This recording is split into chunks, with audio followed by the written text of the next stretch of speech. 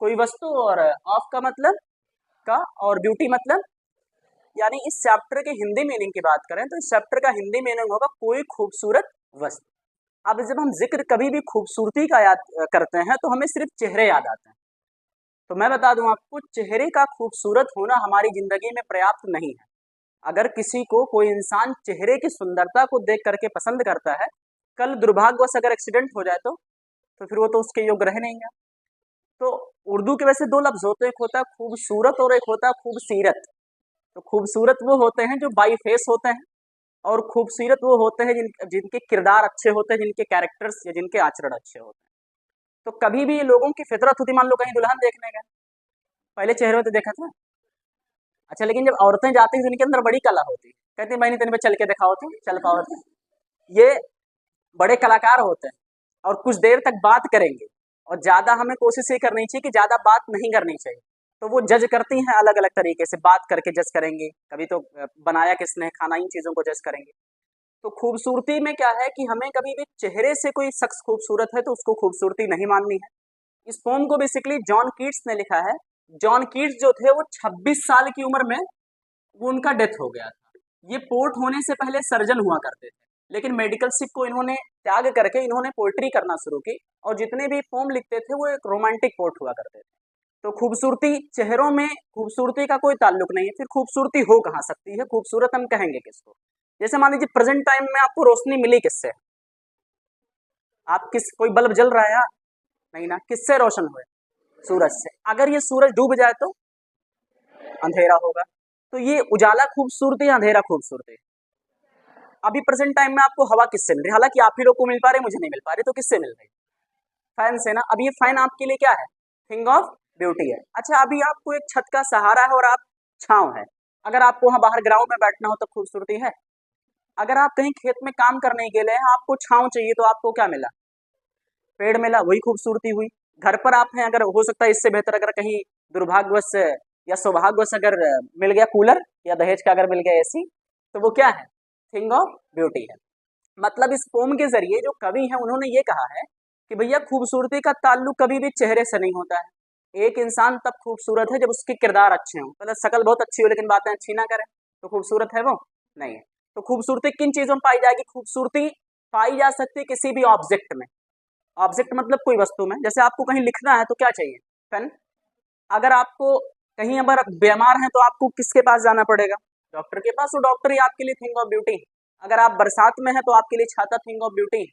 अगर आप धूप में हैं आपके लिए छांव थिंग ऑफ ब्यूटी है। मान लीजिए जैसे मुझे भूख लगी, लगी कि नहीं लगी? चलो, अब अगर भूख की श्रेणी में इंसान है तो खाना उसके लिए थिंग ऑफ ब्यूटी है। अगर प्यासा है तो उसके लिए पानी थिंग ऑफ ब्यूटी है। अब ये चीज समझ में कैसे आएगा? ये नजरिए समझ में आएगा। मतलब अब क्या करना है आपको? चेहरे से किसी को थिंग ऑफ ब्यूटी नहीं माननी। ठीक है। अब हम चैप्टर के जरिए क्या बताया गया, हमारे कर्मों में भी थिंग ऑफ ब्यूटी हो सकती है। हमारे बुजुर्गों के द्वारा, जैसे मान लीजिए आपके दादाजी थे तो उनके डेथ के समय उन्होंने बताया भैया ऐसा है कि जब बेवा जाओगे तो रास्ते में आपको एक 5 बीघे जमीन है, तो वो अपनी ही है। जाते जाते आपको तोहफा दे दी, तो थिंग ऑफ ब्यूटी है कि नहीं?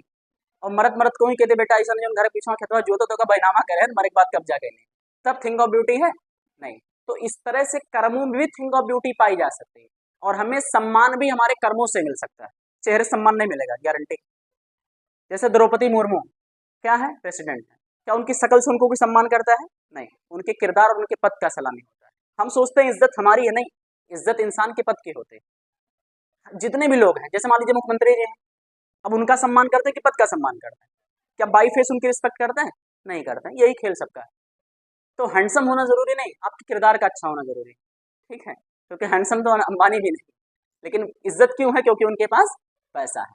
खैर, अब इस पोम के जरिए उन्होंने क्या बताया वो देखते हैं। ए थिंग ऑफ ब्यूटी इस तरह शांति मिलती है और हमारे सपने अच्छे होते हैं। अब लेटने के बाद अगर 10 मिनट तक आपको नींद नहीं आती है, पूरी दिन मेहनत करने के बाद, पढ़ने के बाद, तो आप ये मान के चलिए कि किसी ना किसी समस्या में आप उलझे हो। वो कुछ भी हो सकती है, आपके करियर को लेकर के, पढ़ाई को लेकर के, निगेटिविटीज को लेकर के। अगर लेटने के 10 मिनट, 15 मिनट, आधे घंटे तक नहीं सोते, मतलब कहीं ना कहीं उलझे हो। और आज सहारा क्या होता है? मोबाइल। उसी के जरिए नींद आ जाती है। वो छीन लिया जाए तो नींद इंसान की गायब हो जाएगी। ठीक है। अब कुछ लोगों की आदत तो इतनी खराब है, खाते समय भी केवल कुछ लोग वॉशरूम में भी मोबाइल लेकर के जाते हैं। ठीक है, चलाया करेंगे, जाया करेंगे।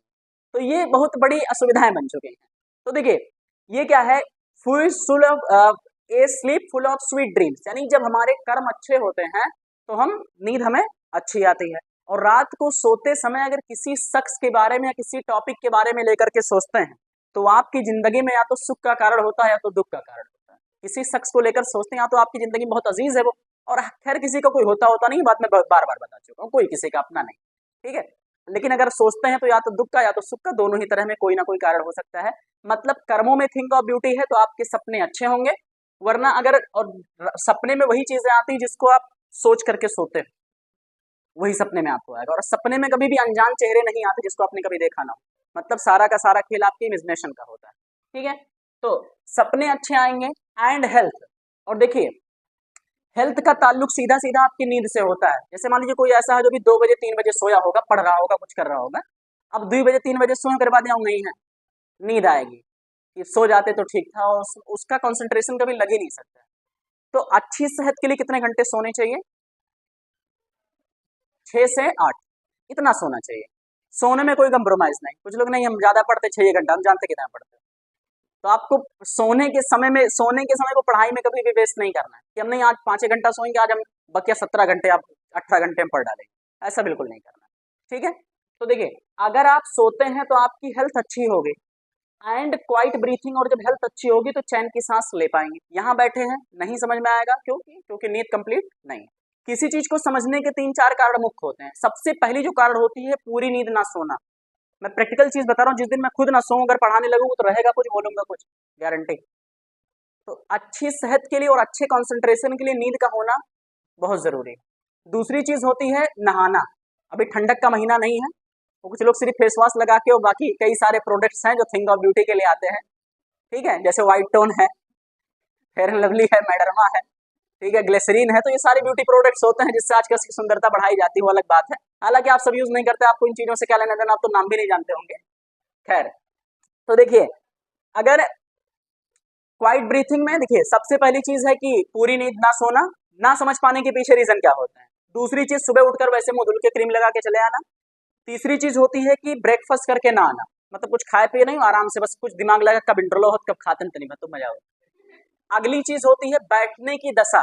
कुछ लोग ऐसे मरा मुर्दा कर बैठा रहते हैं। आपकी जो बैकबोन होती है इसका कनेक्शन सीधा आपके ब्रेन से होता है। हो सकता है बायो में आपने पढ़ा, नहीं पढ़े तो 2 लोग चले आइए प्रैक्टिकल कर लीजिए। ऐसे घूसा मारो पीछे पड़ा, आंख तुरंत बंद हो जाए, तो मरा मुर्दा करना ही बैठा जाता, झुके आराम से बैठो। आराम से स्ट्रेट बैठोगे तो ये बैकबोन की दशा सीधी होगी, तब आपको समझ में बेहतर तरीके से आएंगे।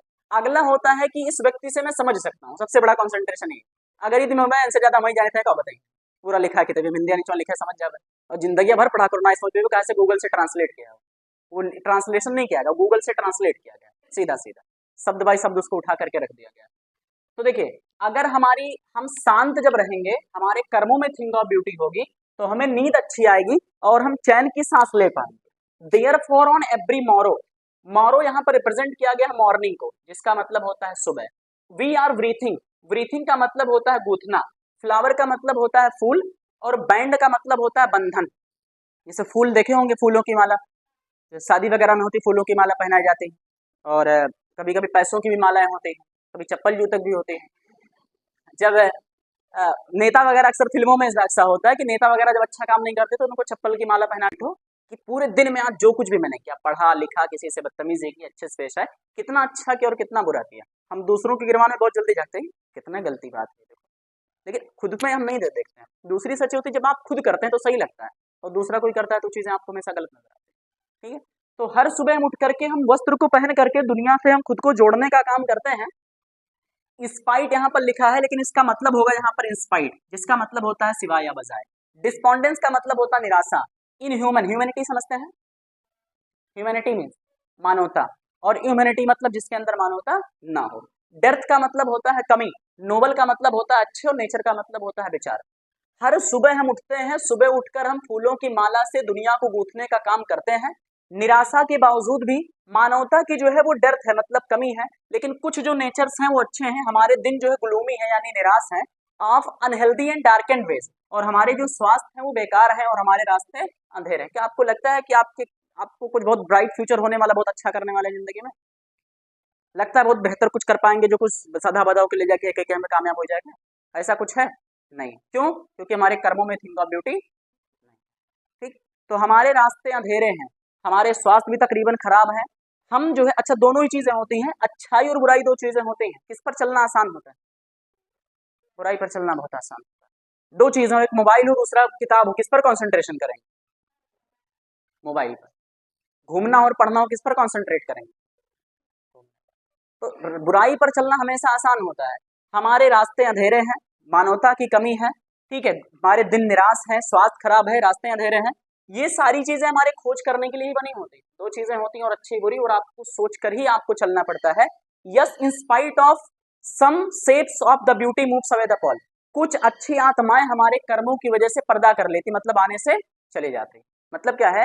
कुछ अच्छी आत्माएं होती हैं जो हमारे पास आने से पहले ही चले जाते, क्योंकि हमारे कर्म अच्छे नहीं होते। जैसे धन की प्राप्ति है, कर्म नहीं अच्छे हैं, आकर और वापस चला जाता है। तो कर्मों में थिंग ऑफ ब्यूटी का होना बहुत जरूरी है। सच द सन। अच्छा, फिर मैंने शुरुआत में आपको बताया कि सूरज और चंद्रमा थिंग ऑफ ब्यूटी है। सूरज कैसे थिंग ऑफ ब्यूटी है? क्या देता है हमें? अब इसकी कीमत तब समझ में आएगी जब एक दिन ना निकले। देखो तो कितना बैटरी बार की चल, ठीक है। तो सूरज और चंद्रमा भी थिंग ऑफ ब्यूटी। देखिए आपका है, from the dark spirit such the sun. जिस तरह से सूरज या चंद्रमा और पेड़ किसको छाया देते हैं? हम सबको। और सबसे विशेष पेड़ को सबसे बड़ा फायदा पेड़ से हमें क्या है? ऑक्सीजन।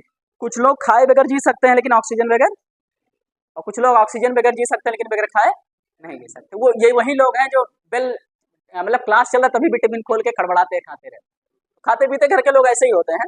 अब किसको कह रहा हूँ, बात वहां तक पहुंच गई होगी। देखिए, सच द सन, जिस तरह से सूरज, मून यानी चंद्रमा, और जो ट्रीज होते हैं जो छोटे और बड़े होते हैं, वो भी हमारे लिए थिंग ऑफ ब्यूटी होते हैं, ठीक है। अब पेड़ जैसे मुख्य रूप से हमारे अंदर तो भाई हम क्या है, पंखे हवा ले लेंगे, घरों में जाकर सो जाएंगे, लेकिन किसी जानवर की कोई घर बना है नहीं, उनका तो सहारा वो पेड़ और जंगल ही है ना। तो वो जंगल उनके लिए थिंग ऑफ ब्यूटी, क्योंकि उसी जंगल से उन्होंने खाया, उसी जंगल के छांव में आराम किया, और उसी जंगल के जरिए, उसी जंगल के पेड़ के नीचे आराम से वो सो गए। उनका अपना कोई घर बार नहीं है, तो थिंग ऑफ ब्यूटी उनके लिए वही है। साइडी बून, साइडी का मतलब होता है छायादार, बून का मतलब होता है वरदान। यानी जो सूरज है, चंद्रमा है, जैसे कोई भैंस है, कौन सी वाली भैंस?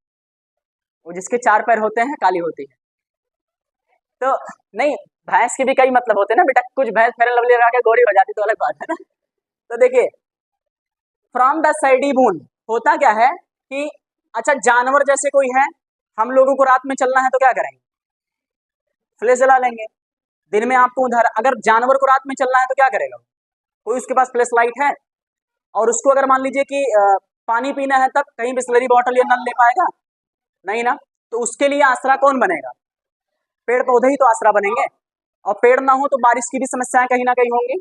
तो ये जो चंद्रमा है, सूरज है, पेड़ पौधे हैं, या इनकी जो छाया है वो थिंग ऑफ ब्यूटी है। फ्रॉम द सिंपल सीप,